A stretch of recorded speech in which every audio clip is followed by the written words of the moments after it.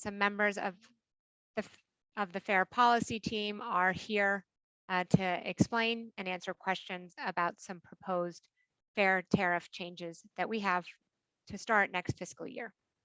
We can go to the next slide. Before we begin, I'd like to just cover a few technological pieces of Zoom. First and foremost, this meeting is being recorded, and we do plan to go from 6 to 7:30 p.m. tonight. If you're not familiar with Zoom, I'd like to just cover a few aspects of Zoom. Tonight, we do have closed captions for this meeting. By default, the subtitles should be appearing at the bottom of your screen. If they are not, you should be able to click the closed caption button and be able to change the size or other accessibility features. We can go to the next slide. We're going to be able to use the chat tonight. And while we will have open time for public comment at the end, if you have questions about any of the technological changes, we do encourage you to drop those into the chat, and we'll start our public comment trying to answer any questions that everybody has. I would also like to, if we can go back one slide, explain a couple pieces about our interpreters for this evening. We have both Spanish language interpreters, and you can click the language interpretation button on the bottom of your screen and select Spanish if that is the language you would like to hear this in. And I want to thank Miguel for being with us to interpret tonight. Also, we have 2 ASL interpreters with us this evening. I want to thank Donald Gibbons and Shannon Wright for being with us. The screen will predominantly display the slides with the presenters and the interpreters, video moving to the small right-hand corner on the top of your screen. Oftentimes it might show the presenter and not the ASL interpreter. To change this, you can also pin the interpreter's screen video. To do this, click the top 3 ellipse buttons at the top right corner and you can pin the video. You might need to repeat that process because we expect the interpreters to switch about every 20 minutes. For those who are making public comment, I would, given our interpreters that we have this evening, ask you to remember to speak slowly. It's not something I'm very good at, but it does make it a lot easier for all of our interpreters this evening. I think we are ready to get going. So let me introduce the colleagues who are here with me tonight. Again, my name is Lindsay, and I am the Assistant General Manager for Policy and Transit Planning. I'm now going to invite a couple members of my team to unmute and share their titles and roles this evening. Hi, everyone. My name is Stephen Povich, and I'm the Director of Fair Policy and Analytics at the Mbta. Thanks for joining us. Hi, I'm Arthur Prakash. I'm the Manager of Fair Tariff at the Mbta. And then we also have with us Terry Chan. She is one of our community liaisons. She is serving a very important role as the technical support for this meeting. If you have any questions and you go to the chat for tech support, you will be encountering Terry on the other side of those questions. We thank her for helping make this go so smoothly this evening. And with that, what I'd like to do is explain the format this evening. Stephen is going to share an overview of the tariff changes that we have for you. I expect that to be about a 15-minute presentation. And then all 3 of us will be available for questions at the end. When we get to that time, I'll explain how to use the Zoom features in order to ask any questions and raise your hand and the like. So without further ado, Stephen, I'm going to turn it over to you and we can go to the next slide. Thank you. Thanks, Lindsay. And the one thing I would add logistically, if you do have questions about what things mean as I'm presenting the changes tonight, please do feel free to use the chat feature to ask those questions as well. And we'll circle through those either as we're going through the changes or if it makes more sense at the end of the presentation. So please do feel free to use that as questions come up as well. So in terms of the changes that we're proposing to the board and the public, I'm going to start with some of our key goals and what we're trying to achieve with this set of changes. The first key goal is to increase equity in our reduced fare structure. We currently have a set of prices and passes for our full fare riders and for our reduced fare riders, and we're looking to increase equity by filling in gaps in the structure for reduced fare riders. Secondly, we're looking to increase ridership wherever possible while maintaining stable revenue given the continuing uncertainties of COVID and our fiscal budget. And finally, we're looking to simplify our rules and transition toward the rules that will be in place in our new fare system over the coming years. We know that our system of rules and our system itself is quite complicated, and we're always looking for ways to make things easier to understand and match folks' preferences for the ways they travel as well as possible. We can go to the next slide, please. So we have 6 changes that we're going to walk through tonight. The first 3 relate to reduced fare riders. The next 2 relate to broad ridership goals. And the 6th change relates to simplification of our transfer policy. We'll come back to this slide at the end as a summary, but right now I'm going to go on to the next slide and walk through each of the changes one at a time. So first, before we dive into the reduced fare changes we're making, a quick reminder of what reduced fares means at the Mbta.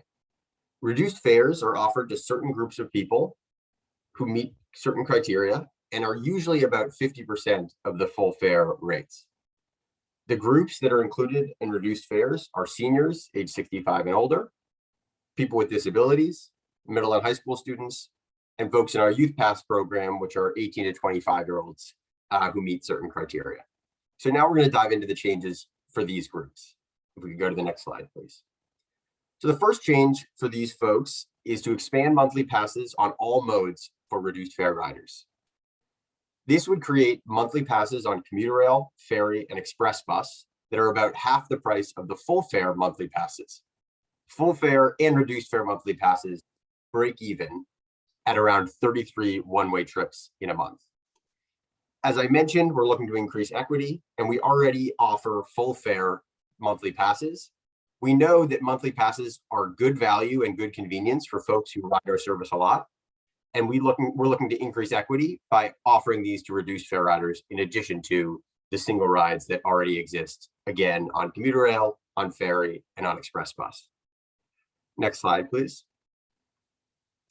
The next change is another gap in our reduced fare pass offerings. We're introducing a 7-day link pass for reduced fare riders. The 7-day link pass offers unlimited travel on subway and bus for 7 days. And as I mentioned, this sort of complements the other reduced and full fare offerings already existing in our system. So reduced fare riders today can buy a monthly link pass that works for a calendar month, or a single ride that gets one trip.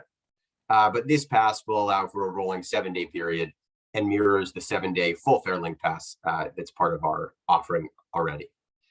Again, this adds convenience and value for folks who are traveling a pretty significant amount in a 7-day period. Next slide, please. The last change for our reduced fare riders is to increase the validity of the reduced fare link pass such that it is valid on zone 1A of the commuter rail and the Inner Harbor Ferry.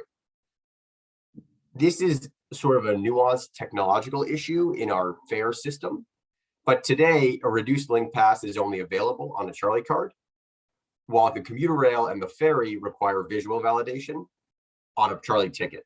And so we're working with our technology partner to remove this barrier and allow validity of the reduced fare link pass, again, on these 2 incremental modes, commuter rail zone 1A and Inner Harbor Ferry. This is particularly important because generally speaking, there is no distinction in price between commuter rail zone 1A and Inner Harbor Ferry. They're priced the same as the subway. And so we believe that it makes sense for our reduced fare riders to have access across those modes in addition to bus and subway where it's already valid. Next slide, please. Now we're going to move into the changes that relate primarily to increasing ridership. The first change is to lower the price of the 1-day link pass. Currently priced at $12.75, we're proposing lowering this price to $11. This pass is currently the highest multiple or break-even number of rides in our system. And so reducing it to $11 makes it a more competitive offering, pays for itself in about 5 subway trips in a 24-hour period. We like this change because it increases ridership, encouraging folks to buy passes with free marginal trips. Once you buy the pass, you can ride an unlimited amount. And this is also an equity enhancing change, as it is a popular product with low income and minority riders. Next slide, please.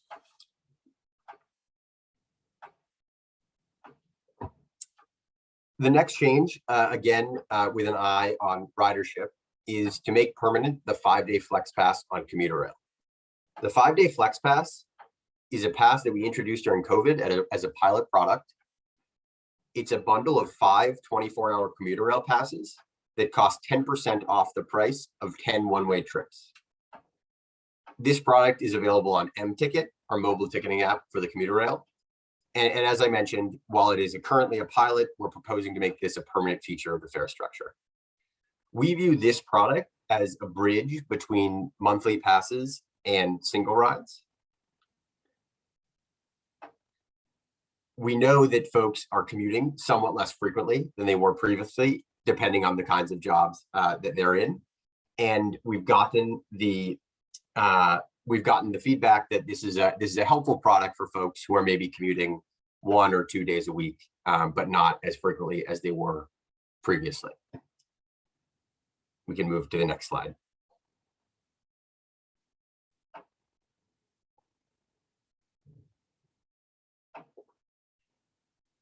Our final change is relating to our transfer policy and is aiming to simplify the system as it works today. Our current fare structure allows at most one transfer between bus or subway, with one exception that we allow bus to subway to bus. This proposal standardizes the sequences, so we'll allow bus to subway to bus, or subway to bus as possible trips.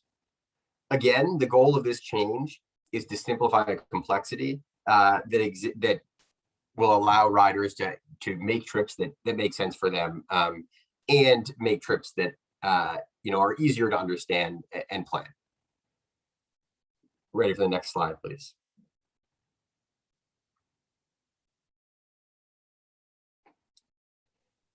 Finally, I'm going to share the timeline of these proposed changes and some next steps. So we're here today in February. Last month, the policy team presented these changes to the Mbta board. Throughout this month, we're conducting public outreach. I'd highlight tonight's meeting and also a public hearing that is taking place 1 week from today on February 17th. Excuse me. Public comment will close at the beginning of March on March 3rd, at which time we'll collate comments, make any changes based on feedback, and finalize our analysis. At that time, we will present to the full board once again and ask them to vote to approve the proposed fare changes. And finally, and importantly, these changes are designed to go into effect at the beginning of the next fiscal year, which is July 1st, 2022. With that, we can move on to the next slide. And I'll pass it back to Lindsay, who can explain how to comment. Thank you. Thanks for the summary there, Stephen. There are many ways that you can comment on the proposed changes that we are making this evening. You can email us when you raise your hand and unmute, or put a question in the chat. You can also, that is part of the public record. You are able to provide written comment if you like. And of course, when you unmute and tell us your feelings, that also becomes part of the record. So we'll be getting to that in just a minute. If you can go forward to the next slide, please. I'd like to just share how it is that you can make a comment here in this virtual platform. To ask a question, you're going to use the Zoom raise the hand feature. To do this on the computer, you can either click the button at the bottom of your screen, or you can press the Alt and Y key to raise the hand. If you're on a mobile device and you have called in this evening, You can tap the raise hand button at the bottom center of your screen. Excuse me, if you have phoned in, you can dial *9. Once you've raised your hand, you will be added to the queue with others who have raised their hands. I will toggle back and forth between questions in the chat and the raised hands. And when I say your last name, it'll be first come, first serve. I'll say your last name or the last 4 digits of your phone number and let you know that I'm unmuting you. If you are on a computer or mobile device, a pop-up box will appear, and you will need to confirm that you would like to be unmuted before you begin speaking. Otherwise, we can't hear you. If you're on a phone, an automated recording makes it clear that you are being unmuted, and you can speak as soon as the recording finishes. I'll ask for everyone's patience as we go through that process. Once you're unmuted, everybody can hear you, even those in the interpretation room. Before asking your question, I would invite you to say your name and if you have any organizational affiliation. We'd ideally like to get through any comments or questions of those who would like to speak. And then if people have additional comments, they're welcome to raise their hand again. As soon as you're finished speaking, you will be muted again. And with that, I would invite anybody to raise their hand or offer any comments. And I see a couple raised hands, and that's great. And you can, there's one comment in the chat about who to make comments to. The chat feature does just come to those of us who are running the meeting. We all can see them on the MBTA staff side, so you're welcome to put anything you like in there, and then I will repeat those aloud for the room to be able to hear them. But with that, why don't I start with the last name Thompson? I am trying to unmute you, so hopefully you're getting a pop-up box and you should be able to unmute now. Yes. Perfect, I can hear you. Thank you. Awesome. My name is Ariane Thompson. I am a student at Northeastern, and I was just wondering, I had some questions about, I actually had a couple, but I'll start with kind of the transfer situation. I was kind of wondering, because I feel like every time that I like transfer from buses or I transfer from the subway, that I still have to pay the full fare. And I was kind of wondering if there would be any way to, if you could explain that process to me more clearly, just in case I'm paying for something I don't need to, or if there would be a way for us to make that process more clear, that you're coming off of, an MBTA transit vehicle and then you're heading on to another one. If you can get some kind of reduced fare for that instead of paying the full fare for both trips. Sure. I heard you say you have a couple of questions. Do you want to give me the couple in a row and then we'll try to go back and answer as many of them as we can for you? Yeah. My other one, I think, was just about the youth pass. Yep. And how that one, basically the eligibility criteria for that, because I am curious about that. And then my last one was just kind of like, I just wanted to make a comment, I guess, that calling this, meeting a reduced fares meeting or tariff changes is kind of, it's a little bit misleading, because it almost sounds like you're reducing all the fares, but what you're really talking about is the fares that are already reduced from the original price, which has been, consistently going up. So I felt like it was important to point that out too. Sure. And let me start in reverse and go back if that's okay with you, Ms. Thompson. No problem. I appreciate the comment about the reduced fares, and we struggle with this because reduced fares does not mean we are reducing the fares, but there are reduced fare rider groups that are important constituencies for us, and so that is a struggle with semantics. And if in any way we have led people to believe that we are reducing the fares versus making some changes to reduce fare programs, that's something that we will absolutely take to heart and go back and pay attention to. I'm going to ask one of my colleagues if they can put some information in the chat about the Youth Pass. There are different, some special rules for Youth Pass. Those who work at the T, the Youth Pass is near and dear to our heart. We would love to see more young adults able to engage and enroll in that program. That program is run through the municipalities, and that allows people between the ages of 18 and 25 to enroll.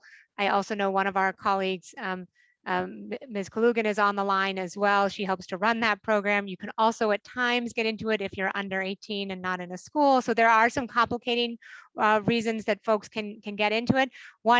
One factor that's true for anyone under 25 is that if you are low income, that is a program that is available to you as well, even if you're not enrolled in a particular program. We have not proposed any changes to how one gets into Youth Pass, but every time we're saying reduced fare riders, the Youth Pass riders are one of those groups. So a 7-day link pass for reduced fare riders, that would be a new option for Youth Pass riders. I hope that helps with some clarity. And if someone can put in the chat for me a link to the Youth Pass, there it is. Thank you.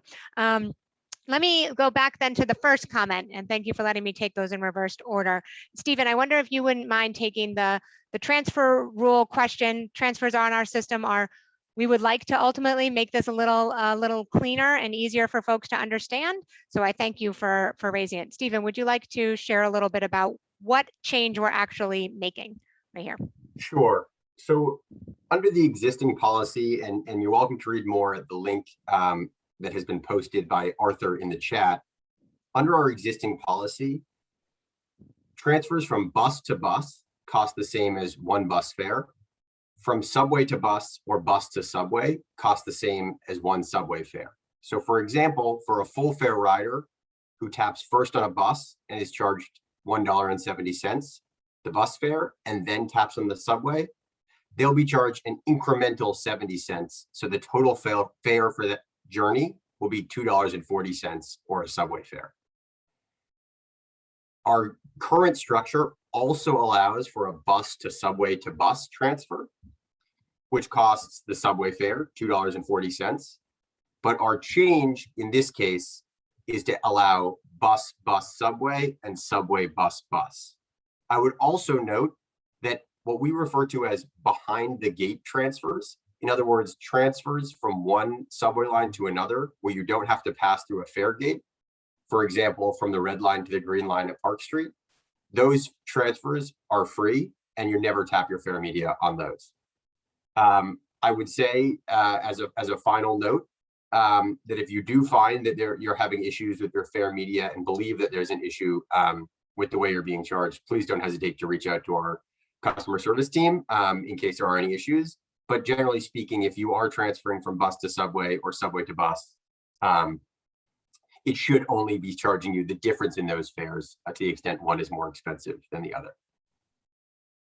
Thank you very much, Stephen. I hope that's been helpful. And obviously, if we haven't answered the question or you have further follow-up, please feel free to raise your hand again. And after I get through the folks here, Ms. Thompson would be happy to try again.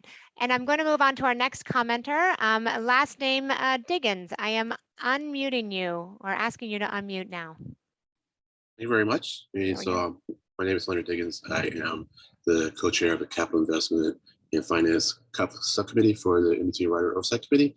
And I would first like to invite you to our meeting on Tuesday. It's virtual, and I know this is kind of out of the blue, but I look at the comment period since it ends before our next meeting in March. If it's possible for you to attend, that would be great. Maybe not. Yeah, I know you're busy, so if you can't, that's okay. I'll ask a couple questions now that I would ask then. So first is did you consider a step-up type of fare, meaning where you have like a cost beyond which people don't have to pay for additional rides? And I know this is limited to currently reduced fares, and I know a while ago there was some consideration about doing that for just fares for all types of fare media. So was that at all considered? And the second question I'll ask quickly is, did this warrant a fare equity analysis? Oh, that's it. Thank you. Yeah, absolutely. No, thanks for that. I think you might have my email, and if you don't, I'm going to drop it in the chat to you and let me know more about the Tuesday meeting. Let's see if Okay. we can figure out how to get there. Okay. A fair equity analysis was completed, or it's in process, I should say. We wait to complete it until we get all the feedback in case we want to make any modifications or suggestions from the feedback. But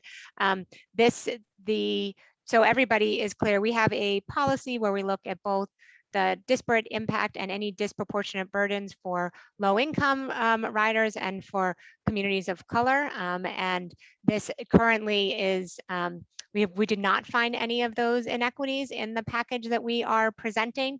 We did share some of that information with our Finance and Audit subcommittee last week. Happy to share that again, and I believe we can find that online. So I will, and I believe the question that you were asking about step up really speaks to the notion of what some people might call fair capping. Fair capping being the idea that you never pay, once you hit a certain threshold, you don't pay more than that. I understand some of our colleagues in New York City have been exploring that. It is a way to ensure that maybe people who couldn't afford, let's say, a monthly pass at the beginning of the month, never pay more than the total amount one would have paid for a monthly pass as they take their individual trips. While we have been looking at that issue, that is not something that's in our current proposal at this time. Thank you. You're Appreciate it. welcome. Nice to see you again. And if I can unmute the last name, Gibson, please. Good evening. If it's all right, I'd like to briefly read some comments that CLF is going to be submitting on the proposed tariff changes. Certainly, please. Great. Well, hi again. My name is Juanita Gibson. I'm a staff attorney with the Conservation Law Foundation. I work primarily on transportation issues. And so CLF wants to recognize the MBTA staff for its creativity in considering fair tariff changes. But we urge the MBTA to implement the changes along with the low-income fare. Despite the extended pandemic, we see that people continue to rely on the MBTA to make essential and non-essential trips. And to that end, we support expanding these monthly passes to all modes for reduced fare riders and allowing these second transfers. We do believe that these proposed fare changes will increase access to public transportation. Because transit routes are interconnected, what happens on one subway line or bus route has certain ramifications throughout the region, and increasing all access to modes will positively impact mobility and access to economic opportunities. As noted, and I'll just quote this briefly, in a 2020 Bloomberg article, in transit conversations, we often talk about meeting the needs of people who depend on transit. This makes transit sound like it's something we're doing for them, but in fact, those people are providing services that we all depend on. So by serving lower income riders, we're serving ourselves. The goal of transit right now is neither competing for riders nor providing a social service for those in need. It is helping prevent the collapse of civilization. I just thought that was very pertinent to our conversation. So once again, CLF supports the 7-day link pass for reduced fare riders, adding a reduced fare visually to the Charlie tickets to allow commuter rail riders to benefit. We support lowering the 1-day link pass from $12.75 to $11, and also the 5-day flex pass on commuter rail for those workers who are taking it several days a month, but mostly spend their days working from home. But notwithstanding that support, CLF is concerned that the set of proposed fare changes do not include a low-income fare. We believe it's crucial for the MBTA to consider any tariff changes through the lens of equity and transit justice. Riders and advocates have been consistent for years about advocating for low-income fare. We don't believe that these changes are fully responsive to that advocacy, and we would challenge the MBTA to understand equity through a restorative lens, meaning that fare policies are created to proportionally address past systemic harms. These reduced fares, we believe, that are proposed here are a step in the right direction, but that they fall short of addressing structural inequities in public transportation that fall disproportionately on environmental justice communities. And I know that I'm going a little bit long, so I'll wrap it up. We are citing some current research by MIT, their Department of urban studies and planning that shows that when low income riders received a subsidy, the result was that they took more trips, and that when they received a 50% discounted Charlie card, they took approximately 30% more trips. Those trips were more often to healthcare and social services. And also, and I think this is really important, that they more often paid with stored value on a card rather than paying with 1 day, 7 day, or monthly passes. So the proposed fare changes, which are centered on adjustments and changes to those kinds of passes, we don't believe currently reflects a fully accurate assessment of how low income riders use transportation.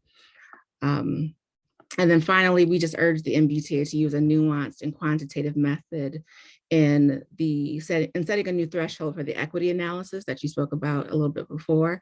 But we would also encourage the MBTA to utilize the rich and robust qualitative evidence and testimony that are offered by the riders.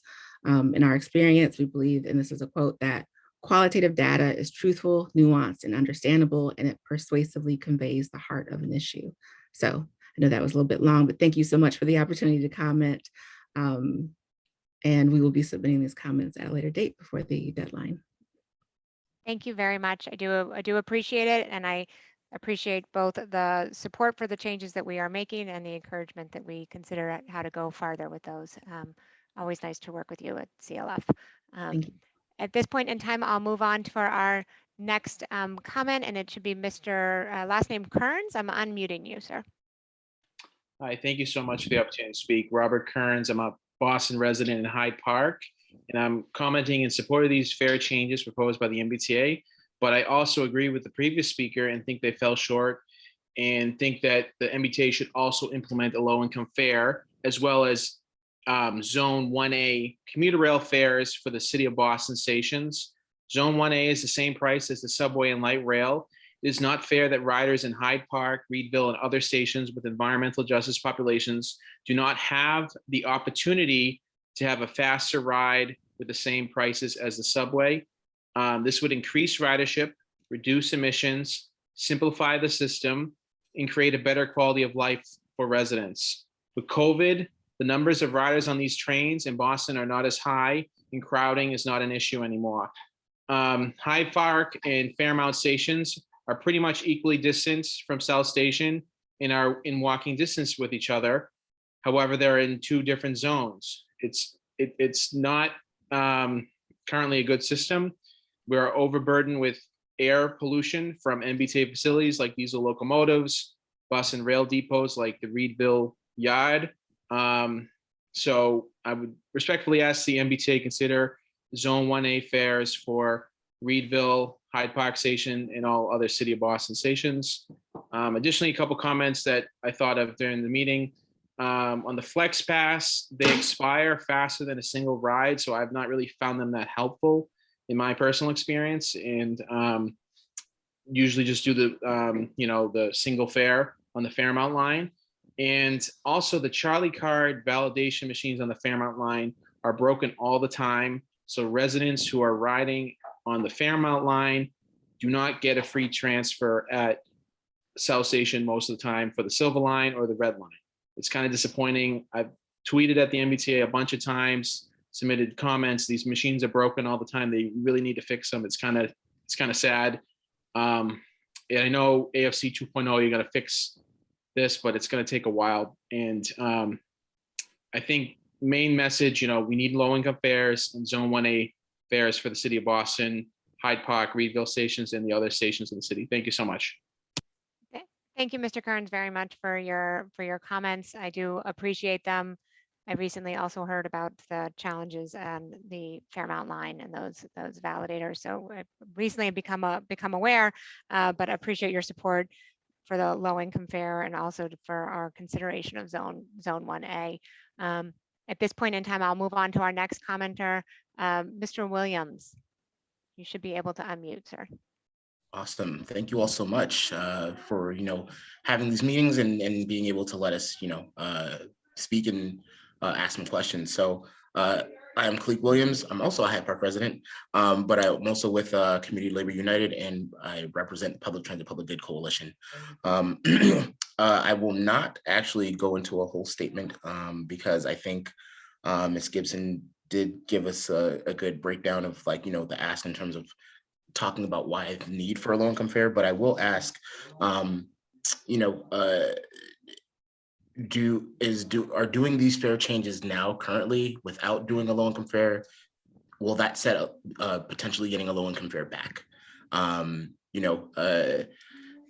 know doing things cost like there's a cost associated with them, and like, if doing it in this moment without doing all of the potential fare changes that could actually happen, like low income fare with the rest of these, is that setting the fight back a bit for low income fare, or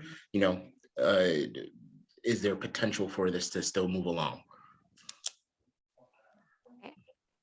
Thank you very much, Williams, for the comment. I do believe that staff will be presenting on means tested fares to our board. As far as I know, I don't set the final agenda. February 24th should be that date, and so appreciate the tension that you're suggesting there about which items to move first. Many of these items, I think we would say, are things that we would want to sort of clean up or fix in our system in any event, offering some more products or some more flexibility. Even things such as transfers, right? If we could expand low income populations, we want all people to be able to make an easier transfer. So we hope that these are welcome by the riding public, but appreciate the desire by many as voiced so far tonight about a low income fare. Appreciate it. Thank you very much. And last name Weber, I'm going to unmute you now.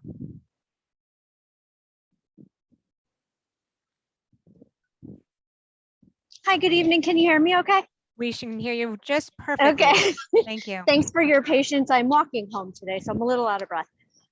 You're not taking the tea? You know what? I wanted to listen to this presentation, and thank you for keeping me company on my walk home. I'll probably watch the recording later. So I had a whole conversation, probably with some of the people on this call, about why people aren't taking the tea who might otherwise be likely to take the tea. And just to give you an example, the category of people who really want to take the tea don't quite feel safe because of COVID, but they're kind of going to come back on their own. In terms of fares, I was wondering if there was a way to quantify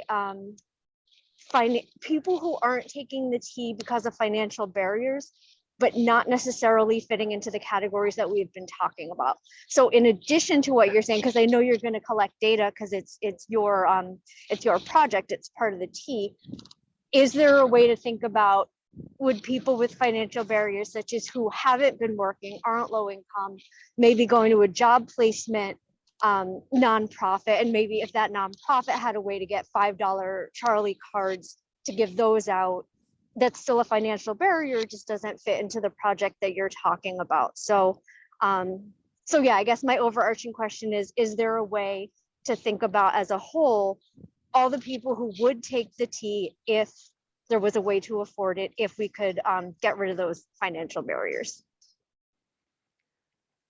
I think I'm following your question, Ms. Weber, but I'm not sure. And so I think you're thinking about folks maybe who are not of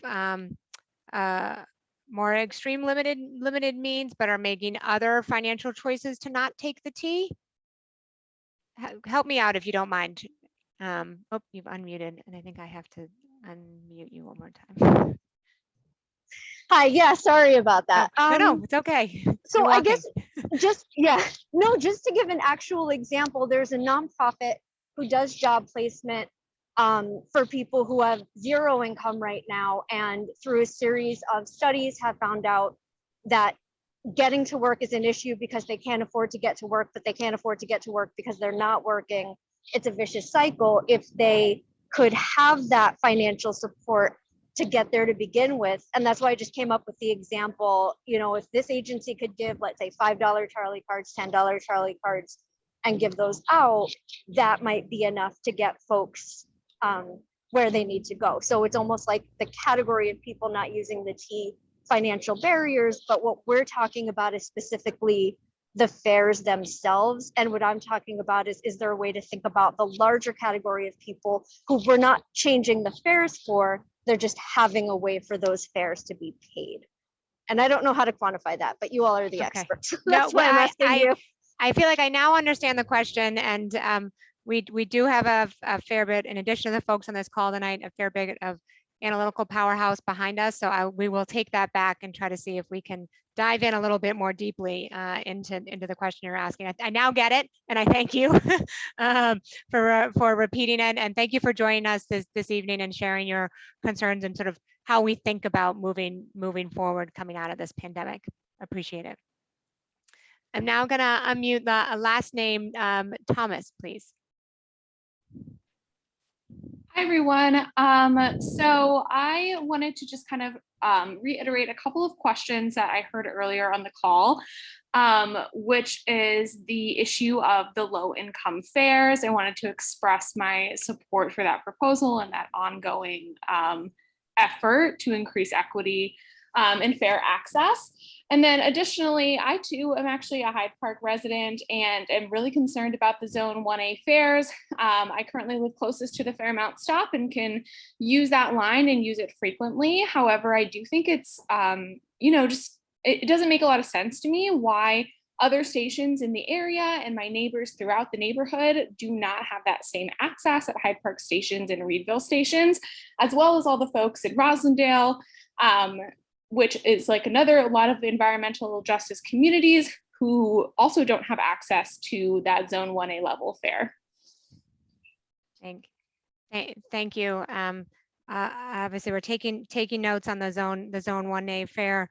We did have the opportunity to study and the commuter rail pricing structure, and the distance-based pricing structure does have a lot of complexities for it, but appreciate the challenges for the stations with both within the city of Boston or stations that perceive the distance to be closer than other stations, and we can certainly take a look back at that.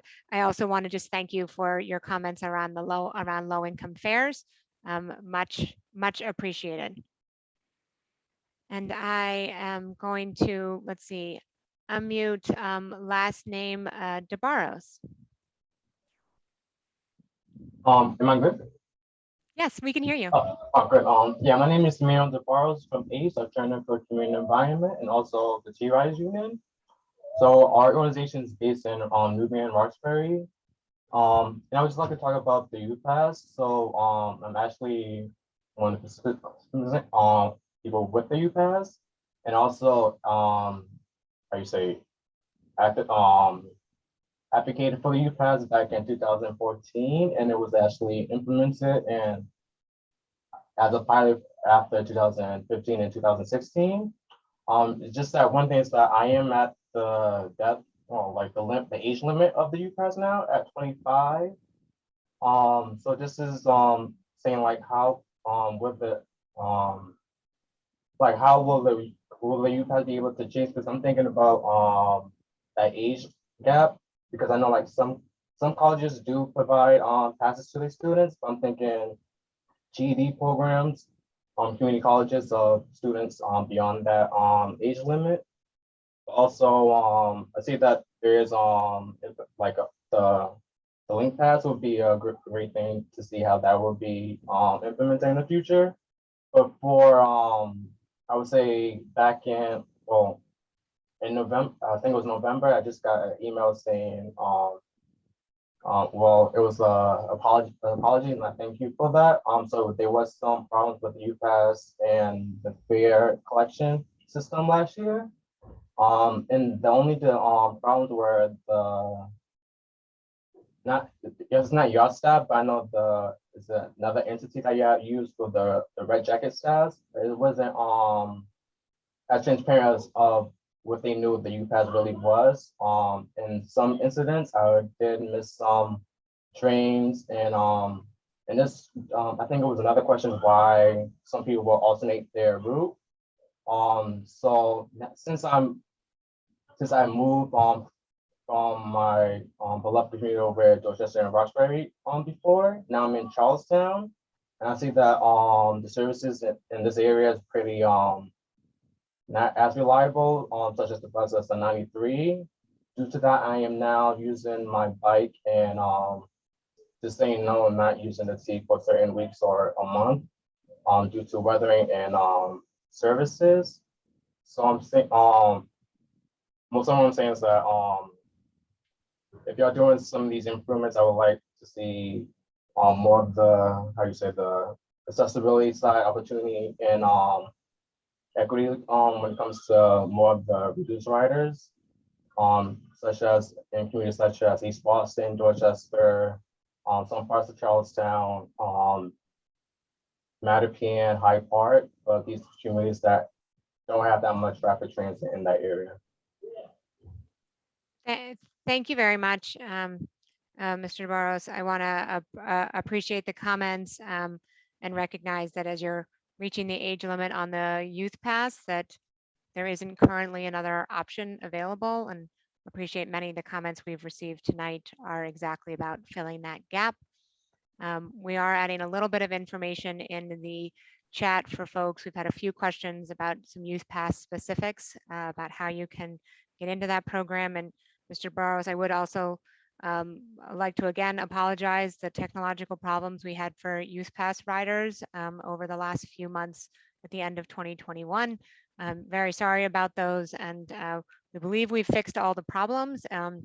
If you are in any way out of pocket for any of those, we are also trying to make sure that the reason we reached out was to make sure we could correct any wrongs there. So I saw that email. Thank you so much. yes, but do apologize for that and appreciate the desire that we think about other communities also. The Youth Pass, for those who do not know, are designed municipality by municipality in terms of enrollment. So thank you very much for all of your comments, your support of some of the things we're doing, and you're encouraging us to continue to look farther here. I do want to acknowledge a couple of comments that we have that have come through the chat.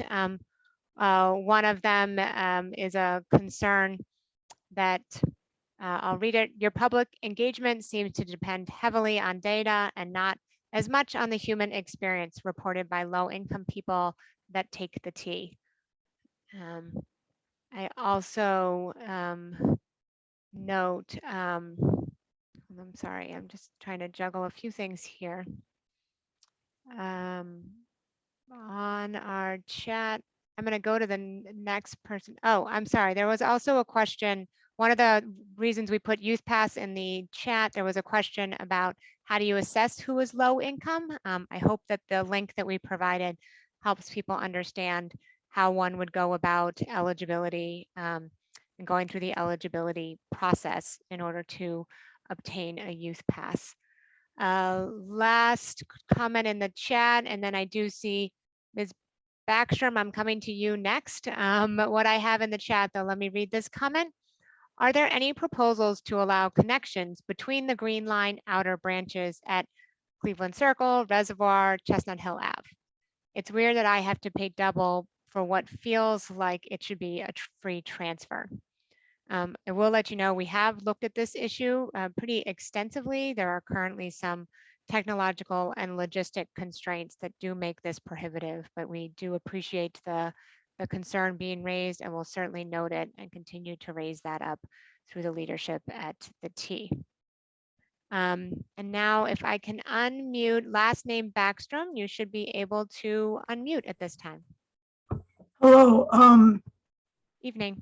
Thanks, Ms. Heffernan. I'm Susan Backstrom. I'm frequently at the RTAG meetings, and also I've been advocating for for free fare, but also for low fare for the MBTA through the T Riders Union Green Routes, and also through public transit as a public good. I have this sense that I thought that the FMCB was on board with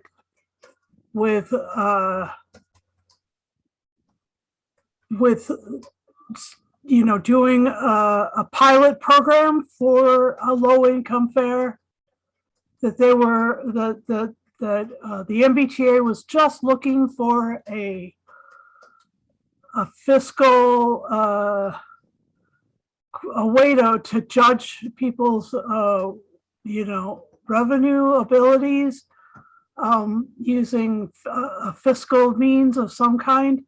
And that was the only hang up. And that was back in 2018 or 2019. And I'm just like wondering where that energy went to.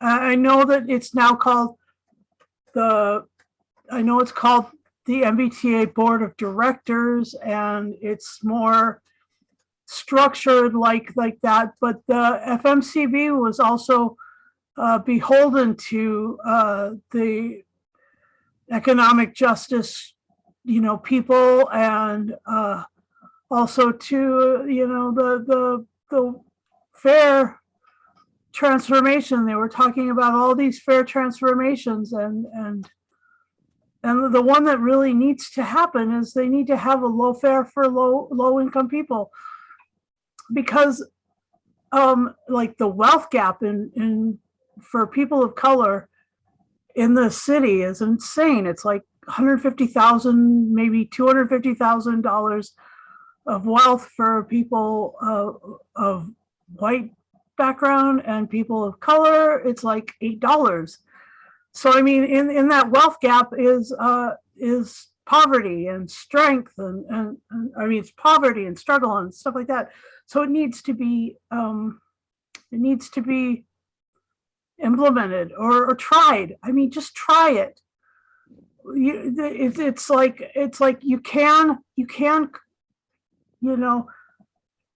have people, like I use the tap pass. You can do that. You give them a different kind of Charlie card, and you check to make sure that they fall in that income or that wealth range or whatever, and then you cut the price in half, or a third, or you give them it's a 20% fare, or all these numbers are in my head, but I just really would like it to happen. And I'm sure that there are people who would really would bounce back from economic collapse and bounce back from their inability to pay for the tea, and they would get back on the T and increase the ridership. I mean, I'm sure of that, but I'm also, I just would like to, recall those meetings where it sounded like the FMCB was on board with a pilot program for a lower fare for impoverished people, and of which I am one. I'm part of the working poor. So that's all I'd like to say. And is it going to happen? There's my ask. Is it going to happen? There's the question. Okay. It's nice to see you again. Thank you very much. I don't know that I yet have the power to say and answer your ultimate question of if it's going to happen. For those who have been following this issue for a long time, just a couple of reference points that were made. The MBTA had a previous oversight board known as the Fiscal and Management Control Board that by statute sunsetted its powers on June 30th of 2021. We now have a new board of directors, and there was in fact a gap between those two where we didn't really quite have the traditional oversight that we were used to. And there had been some decisions that the FMCB made involving studying of means tested fares.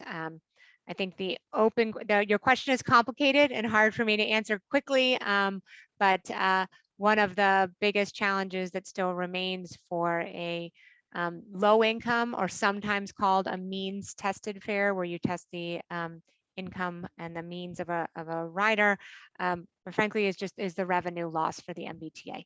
and that the revenue loss is, we don't yet have a source of funding for that, but it continues to be something that we are eager to support and move forward with once those solutions can be found. But I understand that's not quite sufficient for you, and yet I also don't have millions and millions of dollars in my back pocket. So that is the challenge that we have. But thank you to many of you who have made comments to that regard, and I appreciate them, and I will make sure that they also get passed to those above me.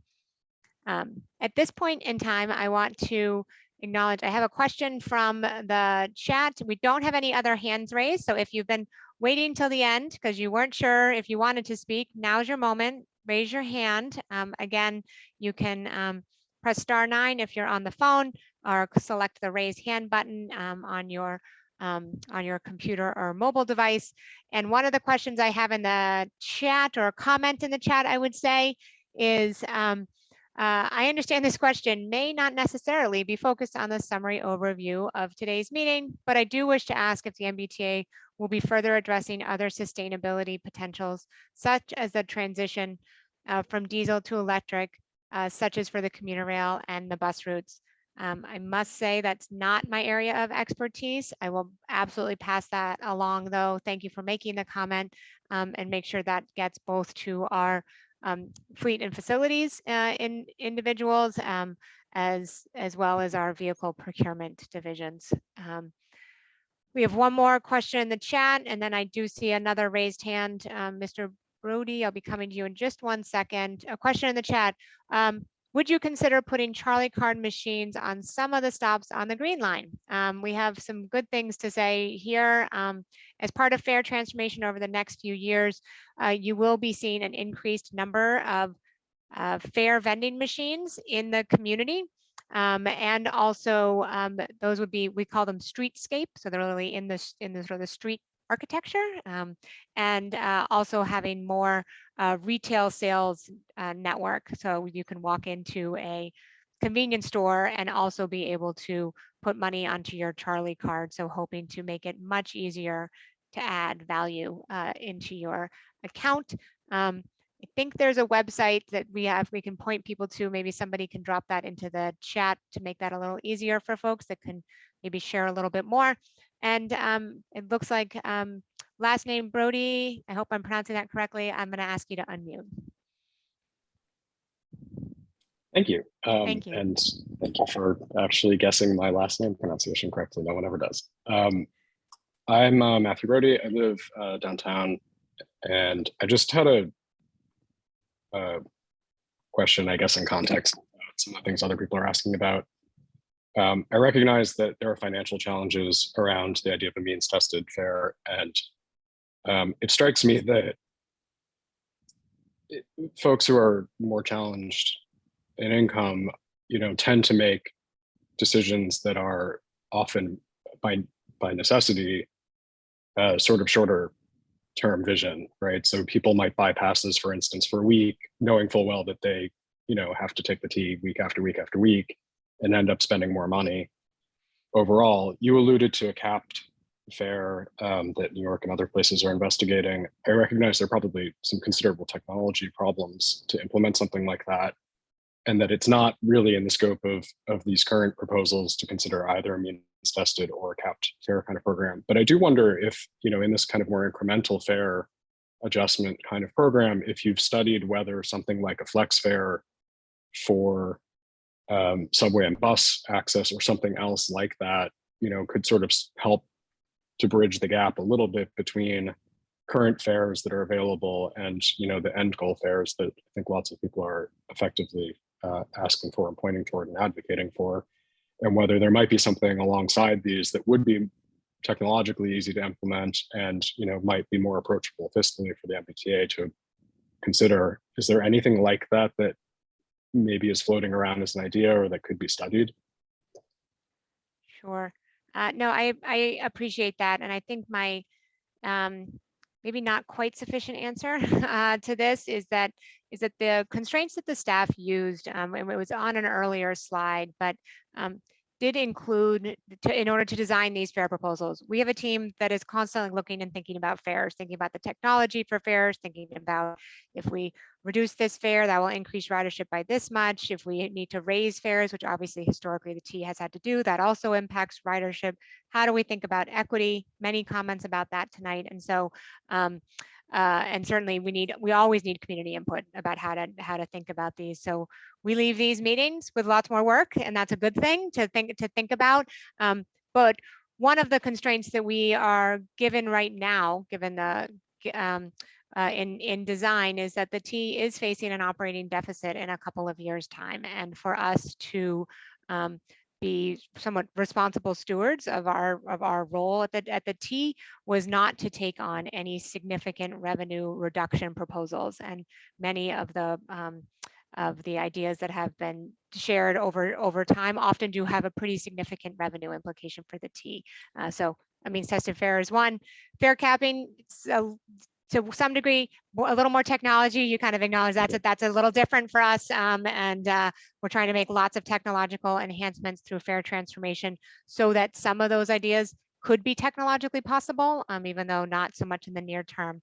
And so I think we are doing our best to be ready at a moment's notice when we either have the revenue or have the technology to have already looked at many of these or be close and know sort of what some of our next steps would be. So I appreciate that, though, and team and I will definitely go back and take another peek at some of the idea that you mentioned of sort of a flex fare and how to think about that, because that one has some new elements to what you're proposing. So I want to thank you, Mr. Brody, very much for making the comment. And even if my answers aren't sufficient, I hope they can at least explain where we are in this moment. Thank you. Thank you very much. And I see another raised hand. I have a last name Fleischer. You should be able to unmute.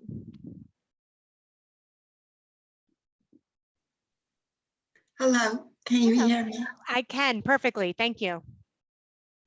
I waited to the very end because I did not want to take up anybody's time, but the word flex, when it comes to the MBTA, means a lot of different things. And I was wondering at the end of this session, you could direct me to how I could resolve an issue that's been going on for several months that involves what they call the Ride Flex Plan. And it has to do with handicap ride, and they use the Uber as part of the system. I have not been able to resolve anything, basically because there is no one you can talk to directly. There's no phone number. You can only text or email someone, and the answers do not reflect on the response to my questions, and we just go around in circles. I've put in a couple of complaints, but they don't respond. And I need to actually talk to a live person to help resolve the issues. One of the basic problems, I don't know if I could tell you, is that there are two people in my household that have belonged to the Boston Ride. We both have separate IDs, but we only have one cell phone. My husband has Alzheimer's, so he does not use a phone. So I enrolled him in the Flex plan using my phone to call and set up an account with Uber. Now I want my own plan, but they won't let me use the same phone number. They say I could use a house number with the Lyft, but that makes no sense because when I'm calling for rides, I'm usually not at the house. I'm wherever I am and I need to use my phone. It is not economically feasible for me to buy another smartphone and for the expense of being able to have my own account. And we go around and around on this. There must be a way for two people with only one phone Okay. to be able to have two separate counts. If you are comfortable, I'm not sure if it's Ms. Fleischer, in the chat, if you could leave me, even put it right to me, Lindsay Heffernan, a number where we can have somebody call you during the workday tomorrow. I will make sure that somebody from the RIDE program gives you a phone call. I don't know the details. I appreciate that we've maybe used cell phones as a marker for an individual, and so that's clearly causing a lot of challenges in your house, but let me make sure you get a phone call back tomorrow. I'm not sure I'm computer literate enough to do that. Then I just don't want you giving your phone number to everybody on this call, as much as I think they're all wonderful humans. Yes. Let me, if you are tech support, are you able to private message Ms. Fleischer, and that might pop up a box for her? Otherwise, ma'am, can you stay till the end of the meeting, and then we'll just try to do that, okay? We're gonna figure that out. But let's see if we can get it privately. And thank you, and I'm certainly sorry for those difficulties, but let's see how we can help get you a person to talk to. All right, let's see. I have, I think, one more comment so far in the chat, and I will encourage my colleagues if I've missed something to highlight it in our document here. I have one that says, I believe all of these fare changes are positive. How will the MBTA get the word out to people about these fare changes, especially the ones that will help people get further for their dollar, or for new ones, for new, more affordable fares? I appreciate the question. So how this process works is right now we're getting public feedback. We're at times when we take all that feedback, may choose to make some changes or some tweaks to our recommendations, and we will then go to our board for a vote in April. No, in March, sorry, in March. If the board approves the changes, or whatever changes they approve, they will not go into effect until July. And one of the reasons is to allow us sufficient time to do the outreach needed to individuals to make sure that everybody understands what the changes are and how they can make them. It also gives us time to make some of the technological changes so that when you go to a fare vending machine, the proper price is on the fare vending machine for any of those things that we've changed. So we will put an awful lot of effort into our rider communication. We also have institutional partners. And so if somebody is employed at a university or a biotech company, and transit benefits are some of their benefits, we would be reaching out and doing contact there. And of course, contact with community groups and others over those months. So you're welcome to give us suggestions about where else we should be doing outreach, but we do have a good team now on board, speaking a few different languages as well, to make sure that we can really meet people where they are. I am just going to ask my team if I've missed any comments that I should be raising out loud with folks. Maybe they could highlight them. Oh, I have one more. Will the MBTA considering a general fare reduction or provide assurances that no further fare increases will be imposed onto the general public? An example being a fare reduction from $2.40 to $2.25. So $2.40 is a current subway fare, and $2.25 would certainly be a reduction of that fare. As of this moment, that is not something that we have been asked to consider by either the board or our leadership team. I don't think I can quite guarantee what will happen in the future. We do have caps on when we are allowed to consider fare increases by state statute. The T hasn't had a fare increase for a few years now, but I'm sorry, I can't make that guarantee. I don't quite have that authority, but I will make sure that it is added to the record. Okay, I think at this point I have answered all of the comments. I don't see anyone else with their hand raised. Is there folks, if one of the members of my team wants to unmute if I've missed anything or they have something that I don't see. Otherwise, I think we're ending a few minutes early, but Ms. Fleischer, I'm staying here until you and I can talk. I think at this point, I would like to thank you all for coming and for being with us tonight. I particularly want to thank those who provided us any feedback. If you can go to the slide back to Arthur, I think it has our email. You're welcome to engage with us online at publicengagement@mbta.com. You can also submit comments. You can find that right on our website as well. And thank you to all of our interpreters for being here with us this evening. I appreciate you and having you here with us. Please do feel free to stay in touch. Tell us what you need and what you'd like to see changed. And we are listening. So with that, everybody, I'd like to thank you and good night. Terry, please don't close the Zoom. Thanks. Good night, Donald. Night, Shannon. Thank you.